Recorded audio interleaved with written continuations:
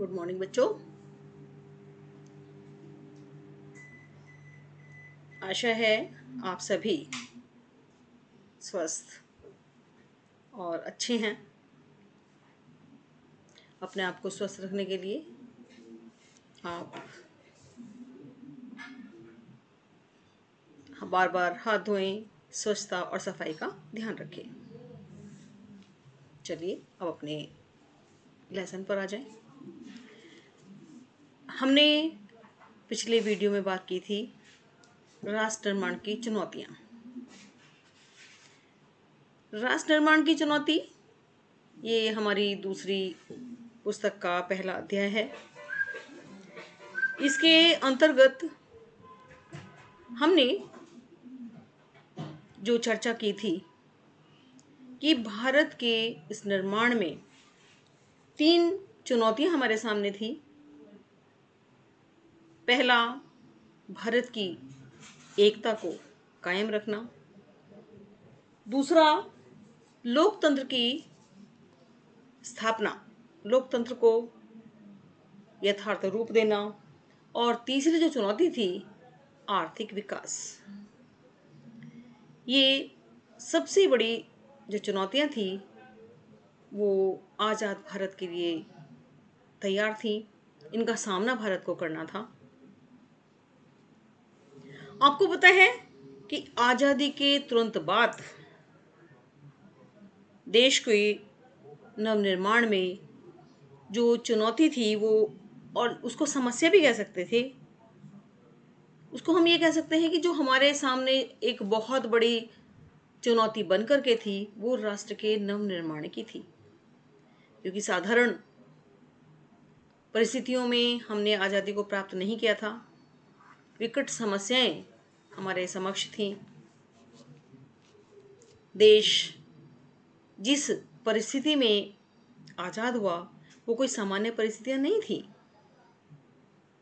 अन्य राष्ट्रों की आज़ादी के भांति वो स्थिति नहीं थी, बल्कि आज़ादी के साथ साथ एक नई त्रासदी का भी शुरुआत थी। देश का साथ साथ ही बंटवारा भी हुआ। तो एक नई समस्या के साथ हमने आज़ादी को प्राप्त किया। उन सभी घटनाओं की चर्चा भी हम करेंगे जिन्होंने आज़ादी के को संदर्भ प्रदान किया। मतलब जिस संदर्भ में वो बातें घटित हुई उन सब की चर्चा हम करेंगे। एक सवाल जो उस समय पैदा हुआ कि राष्ट्रीय एकता और सुरक्षा का जो प्रश्न है उस समय प्रमुखता से क्यों उभरा। ऐसी क्या चीजें थी कि वो प्रमुख रूप से हाशिए पर आया। और फिर हम ये भी देखेंगे किस प्रकार से वो घटनाएं एक दूसरे के साथ जुड़ती गई और एक इतिहास को फलक के रूप में उन्होंने गढ़ा। आइए हम चर्चा करेंगे। सबसे पहले जो आज का प्रमुख शीर्षक है, विभाजन, विस्थापन और पुनर्वास। इसका जो शीर्षक है विभाजन। विभाजन के अंतर्गत इसका विस्थापन और पुनर्वास। देश विभाजित क्यों हुआ, क्या कारण रहे कि देश का विभाजन करना पड़ा, विस्थापन और पुनर्वास। जो लोग जिनको अलग अलग क्षेत्र में बांट दिया गया वो कैसी स्थितियां रही, क्या समस्याएं उनके सामने आई और कैसे उनको शरण दी गई, किस प्रकार से उनको स्थापित किया गया। जैसा कि आपको पता ही है बेटा कि 1947 को भारत एक नहीं बल्कि 2 देश के रूप में हमारे सामने आया। 2 देश अस्तित्व में आए, केवल एक नहीं बल्कि 2। कौन कौन से? एक भारत और दूसरा पाकिस्तान। 2 राष्ट्र बने। ऐसा जो विभाजन हुआ वो किस कारण से? ब्रिटिश इंडिया को 2 भागों में, ब्रिटिश के समय जो इंडिया था उसको 2 भागों में बांट दिया गया, एक भारत और दूसरा पाकिस्तान। और दोनों की जो भूभाग की सीमा रेखा थी वो भी साथ साथ खींच दी गई। अब आज हम जो चर्चा करने जाएंगे कि विभाजन की प्रक्रिया किस रूप में हुई। विभाजन जो हुआ किस दिन हुआ, कौन सा ऐसा सिद्धांत था जिसके फलस्वरूप विभाजन की प्रक्रिया हुई, किसने यह डिमांड रखी और उसके पश्चात देश की स्थिति कैसी रही। तो आइए हम चर्चा करते हैं कि ये प्रक्रिया कैसी हुई। देखिए, कहना बहुत आसान है कि बंटवारा होना, बंटवारा कहना, ये बहुत आसान शब्द है कहना कि बस देश का बंटवारा हो गया। लेकिन ये प्रक्रिया उतनी सरल भी नहीं थी, उतनी आसान नहीं थी, क्योंकि ये उतनी ही दर्दनाक थी और फैसला करना और उसे अमल में लाना ये बहुत ही कठिन और असाध्य था उस समय की परिस्थिति को देखते हुए। और हम ये भी देखेंगे कि किन आधार पर देश का बंटवारा हुआ। जो प्रक्रिया थी देश के बंटवारे की, विभाजन की जो प्रक्रिया थी, ये विभाजन माउंटबेटन योजना के तहत हुआ। माउंटबेटन की जो योजना थी उसके तहत ये बंटवारा किया गया। दूसरा जो इसका आधार रहा, विभाजन का जो आधार रहा वो धार्मिक बहुसंख्यक को बनाया गया। मुस्लिम लीग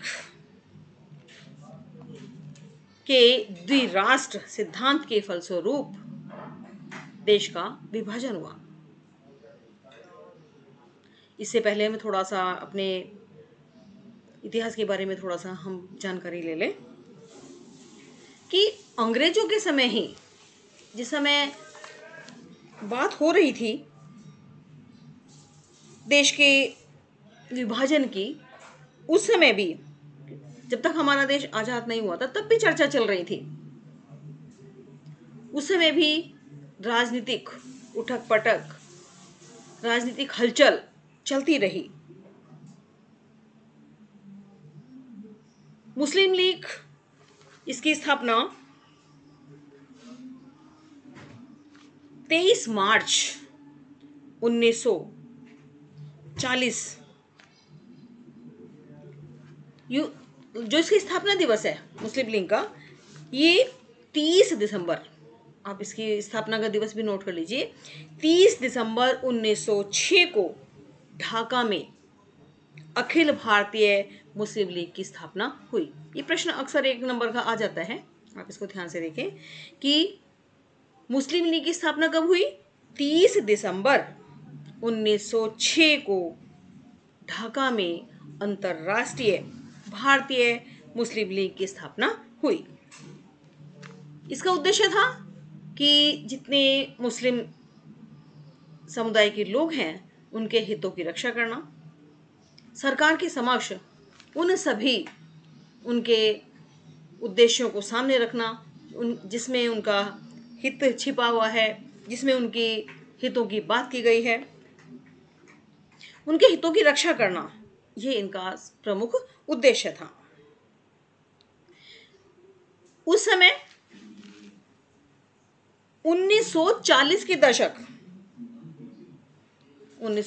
दशक में राजनीति में अनेकों उतार चढ़ाव आए, कई मोर्चों पर बदलाव भी आए, क्योंकि कांग्रेस और मुस्लिम लीग के बीच राजनीतिक प्रतिस्पर्धा और ब्रिटिश शासन की भूमिका जैसी बातों पर जोर रहा। नतीजा ये रहा कि पाकिस्तान की बात को मान लिया गया, यानी द्वैत सिद्धांत के आधार पर पाकिस्तान की बात को मान लिया गया। अब एक मांग रखी गई 23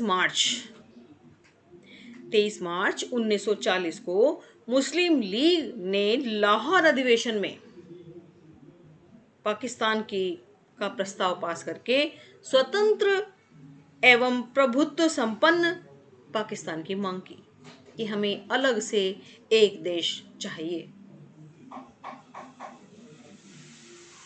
अब आप ये एक प्रश्न उठेगा कि अलग से क्यों मांगी गई? क्योंकि उन्होंने जो अखिल भारतीय मुस्लिम जो अपनी राजनीतिक संस्था थी, जिसका कि इन्होंने मैंने पीछे भी जिक्र किया है, ये मुस्लिम लीग ये मान करके चल रही थी कि सिर्फ केवल वही मुस्लिमों के हित की बात सोचते हैं, गैर मुस्लिम का उनसे हमेशा ही विरोध होता रहेगा, होता रहा है, ऐसा मानने की बात वो करते रहे। तो ऐसे में अंग्रेजी साम्राज्य, ब्रिटिश जब तक आज़ाद नहीं था, मैंने कहा 1940 के दशक में अंग्रेजों की जो रणनीति रही वो ये रही कि फूट डालो और राज्य करो। उनका प्रयास भी यही रहा कि इन दोनों को आपस में सुलझने ही मत दो। यदि आपस में इनकी सहमति एक बन गई तो फिर हम अपने उद्देश्य में सफल नहीं होंगे। तो उनकी जो नीति थी कि फूट डालो राज्य करो, वो कहीं हद तक वो सफल भी रहे। अब बात करेंगे हम द्विराष्ट्रीय सिद्धांत। द्विराष्ट्रीय सिद्धांत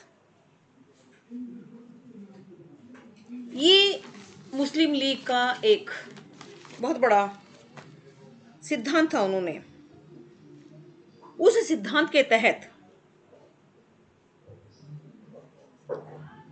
जब एक अलग राष्ट्र की बात कही गई तो वो ये मानते थे कि जो द्विराष्ट्र था, मुस्लिम लीग का जो द्विराष्ट्र का सिद्धांत था, उसके अनुसार कि भारत किसी एक कौम का नहीं बल्कि हिंदू और मुस्लिम दोनों ही कौमों का देश है। मतलब कि भारत और पाकिस्तान किसी एक का नहीं बल्कि हिंदू और मुस्लिम दोनों कौमों का देश है। और यही कारण था कि मुस्लिम लीग अलग मुसलमानों के लिए पाकिस्तान की मांग कर रही थी। इसी सिद्धांत के अनुसार जो मुस्लिम लीग थी वो अलग से पाकिस्तान की मांग कर रही थी। अब ये एक बहुत दुखद बात थी कि अंत तक कांग्रेस इस बात से सहमत नहीं थी, लेकिन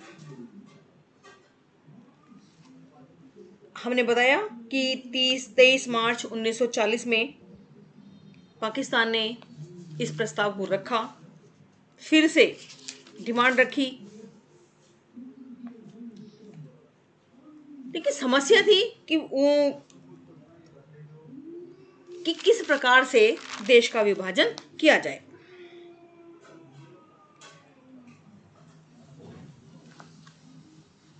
अब घटना चक्र में यदि हम जाएं तो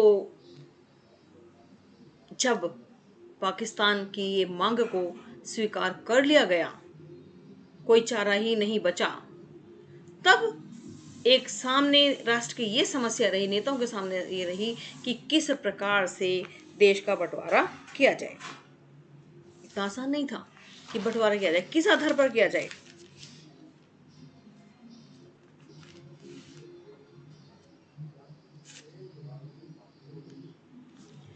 एक प्रश्न जो यहाँ बार बार हमारे सामने आ रहा है कि जिन इलाकों में समस्या क्या थी कि हिंदू और मुस्लिम अलग अलग भागों में बांट दिए जाएं।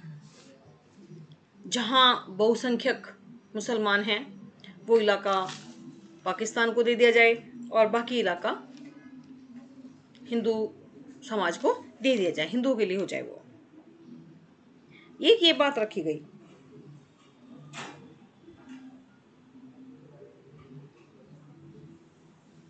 तो समस्या में यह था कि दो इलाके ही ऐसे थे जहां मुस्लिम आबादी अधिक थी, एक पूर्व में और एक पश्चिम में। अब दोनों को सीमा का निर्धारण तो कर दिया गया, लेकिन सब जगह ही तो मुस्लिम नहीं थे, केवल दो ही जगह थे, पूर्व में और पश्चिम में। फिर ये फैसला हुआ कि पाकिस्तान के भी दो हिस्से कर दिए जाएं, एक पूर्वी पाकिस्तान और एक पश्चिमी पाकिस्तान। अब पश्चिमी पाकिस्तान में जो वहां के उस समय के नेता थे, सीमांत गांधी जी ने कहा गया, अब्दुल गफ्फार कहाँ, वो इस द्वि सिद्धांत के विरोधी थे। वो नहीं चाहते थे कि देश का बंटवारा हो, लेकिन उनकी बात को अनदेखा कर दिया गया, उस चीज को नहीं सुना गया, वो उनकी बात को दबा दिया गया और देश का बंटवारा होकर ही रहा। अब एक समस्या और भी थी।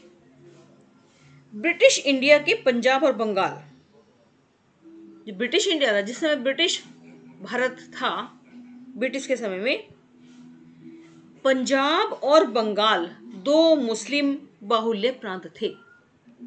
एक तो पंजाब था और दूसरा बंगाल। लेकिन इन दोनों में भी अनेक हिस्सों में गैर मुस्लिम आबादी भी थी, अर्थात सिख भी थे, हिंदू भी थे, ईसाई में थे, कितने सारे लोग थे जो अल्पसंख्यक थे। तो अब ये समस्या है कि इनका बंटवारा कैसे हो। अब जो इतने समय से, लंबे समय से लोग रह रहे थे, हिंदू भी थे वहां, सिख भी थे, इसके अलावा पंजाबी थे, बहुत लोग थे वहां, मुस्लिम भी थे। तो ऐसे प्रांतों में बंटवारा किसके आधार पर किया जाए। ऐसे प्रांतों में बंटवारा धार्मिक बहुसंख्या के आधार पर, जिले और निचले स्तर पर प्रशासन के आधार पर होना था, कि वहां की जो प्रशासन है वो अपने जिलों के आधार पर उनका बंटवारा करे। अब क्या है, इतने लोगों, वो जो जिलों के आधार पर बंटवारे की बात हुई, तो मुद्दतों से जो लोग वहां पैदा हुए, जिनका घर वहीं था, जो बहुत लंबे समय से वहां रह रहे थे, उन्हें ये बात समझ ही नहीं आई।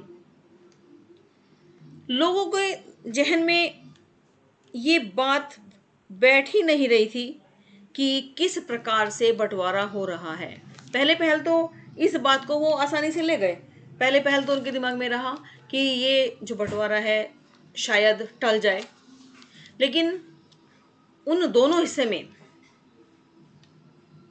पंजाब और बंगाल, जहां पे गैर मुस्लिम आबादी थी, उनका बंटवारा भी धार्मिक बहुसंख्या के आधार पर किया गया और ये माना गया कि वहाँ जिला स्तर पर, प्रशासनिक स्तर पर उन प्रक्रिया को पूरा किया जाए। लेकिन ये प्रक्रिया तो बहुत लंबी थी। ये प्रक्रिया इतनी लंबी थी कि इसको पूरा करने में बहुत लंबा समय लग सकता था। लेकिन बंटवारा बहुत आसानी से हो गया। 16 अगस्त 1946 को मुस्लिम लीग ने प्रत्यक्ष कार्यवाही दिवस मनाया और इसका परिणाम पता है क्या हुआ। इसके परिणाम स्वरूप सांप्रदायिक दंगे हो गए। देश में सांप्रदायिकता की आग पूरे देश को चपेट में ले चुकी थी। ये समझ नहीं आ रहा था कि क्या होने वाला है। उस समय समस्या क्या थी कि 14 और 15 की मध्य रात्रि को लोगों को ये नहीं पता था कि वो किस तरफ हैं, वो हिंदुस्तान की तरफ हैं या पाकिस्तान की तरफ हैं, उन्हें कहाँ जाना है। और रात्रि के समय जब ये घोषणा हुई तो एक हिंसा भड़की, क्योंकि ये मैसेज गया कि भारत दो टुकड़ों में बंट गया है, एक हिंदुस्तान है और दूसरा पाकिस्तान है, कि पाकिस्तान की तरफ कितने लोग जाने वाले हैं, क्योंकि वहाँ हिंदू भी रह रहे हैं, वहाँ मुस्लिम भी रह रहे हैं। तो उनकी समस्या क्या बनी कि जो इतने लंबे टाइम से जो पैदा हुए हैं, जिनके दादा पुरखे वहीं पर रह रहे हैं, वो कैसे फैसला ले लें। उन्हें यही नहीं पता चल रहा था कि हम कहाँ हैं, कौन सा हमारा क्षेत्र है, हम देशी हैं, विदेशी हैं, क्या हैं। ये उस समय नहीं उन्हें समझ आ रहा था कि हमें क्या माना जाएगा, हमें हिंदुस्तान का माना जाएगा, पाकिस्तान का जाएगा। तो ये एक असमंजस्य की स्थिति बनी हुई थी। और जब ये 16 अगस्त 1946 को जब प्रत्यक्ष कार्रवाई दिवस लीग ने मनाया, तो उस समय ही ये भयंकर दंगे प्रारंभ हो गए। कुछ समय तक तो ये नेता भी नहीं समझ पाए कि ये जो स्थिति है वो इतनी भयावह हो जाएगी, इतना रक्तपात हो जाएगा, शायद उन्होंने भी इसकी कल्पना नहीं की होगी। वो समझ ही नहीं पाएंगे। छोटी मोटी घटना होते रहे, लोग भी ये सोचते रहे कि शायद ये थम जाएगा, कुछ दौर है जो कुछ समय बाद अपने रास्ते पर आ जाएगा। लेकिन नहीं, बंटवारा तो बंटवारा ही है। उस बंटवारे के साथ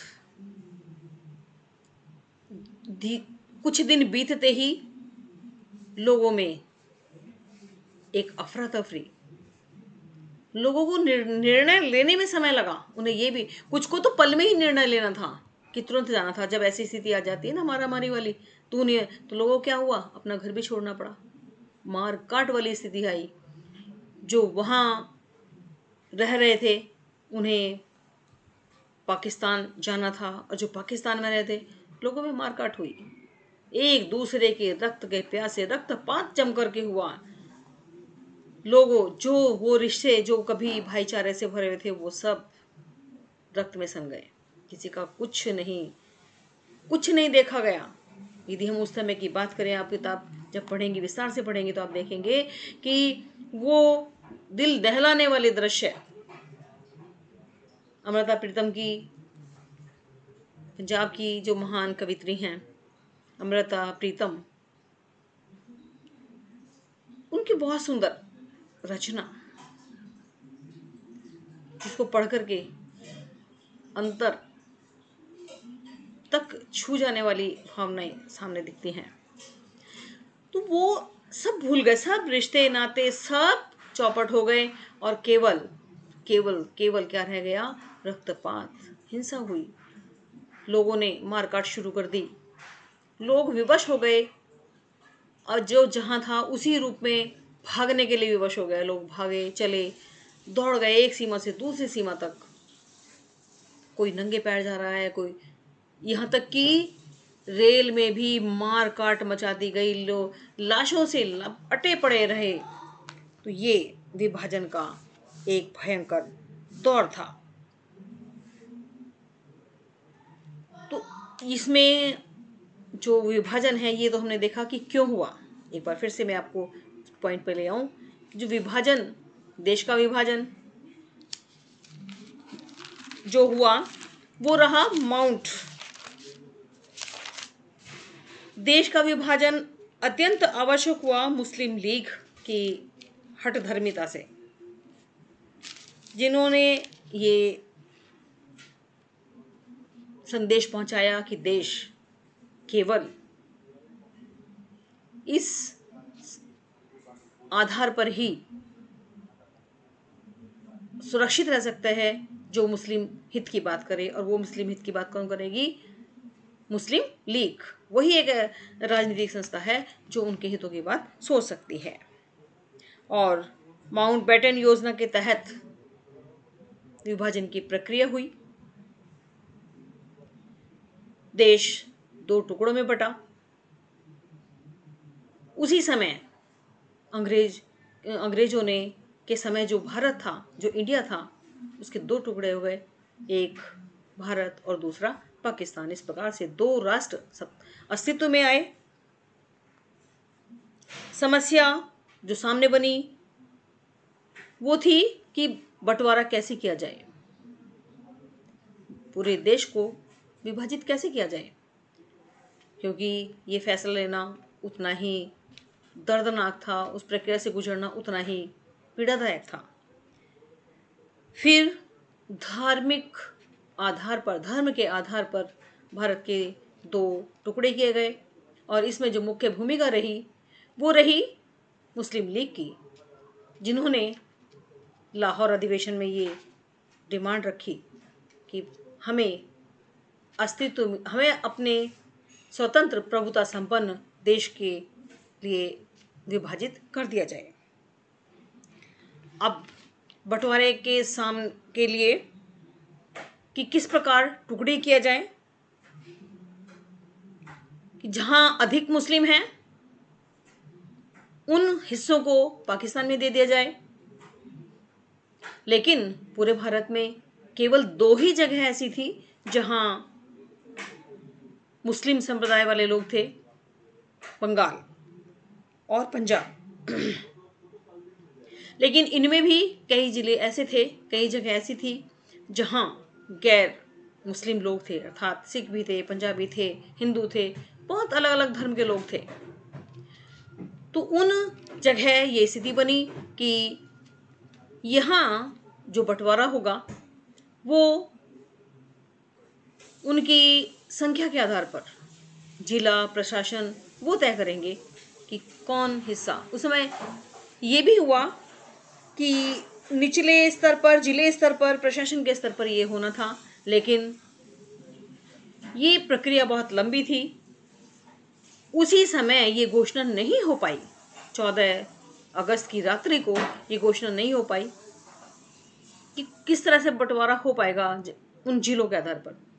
तो लेकिन क्योंकि ये बात तय हो चुकी थी कि भारत को 2 टुकड़ों में बांटा जाएगा, जो दोनों तरफ के जो अल्पसंख्यक थे उन्हें ये नहीं पता चल पा रहा था कि हम कहाँ हैं, किस जगह हम खड़े हैं, हम हिंदुस्तान में हैं, हम पाकिस्तान में हैं, हमें देशी माना जाए या विदेशी माना जाए। ये समस्या उनके सामने खड़ी हुई थी। पाकिस्तान भी 2 हिस्से में था, पूर्वी पाकिस्तान और पश्चिमी पाकिस्तान। इस प्रकार भारत 2 टुकड़ों में बट गया। इसके बाद क्या परिणाम हुए? भारत तो बढ़ गया, लेकिन उसके बाद में इस बंटवारे का क्या परिणाम हुआ, ये मैं अगली आपको विषय पर इसकी चर्चा में अगले इसमें करूंगी, विस्तार से करूंगी। कई प्रश्न आपके सामने आएंगे, एक एक नंबर के प्रश्न आ जाते हैं। सीमांत गांधी कौन थे? उन्हें किस नाम से पुकारा जाता है? ये क्वेश्चन भी अक्सर आता है। और एक क्वेश्चन और आ जाता है कि मुस्लिम लीग की स्थापना किस वर्ष हुई? एक प्रश्न और आता है कि प्रत्यक्ष कार्रवाई दिवस किस दिनांक को मनाया जाता है?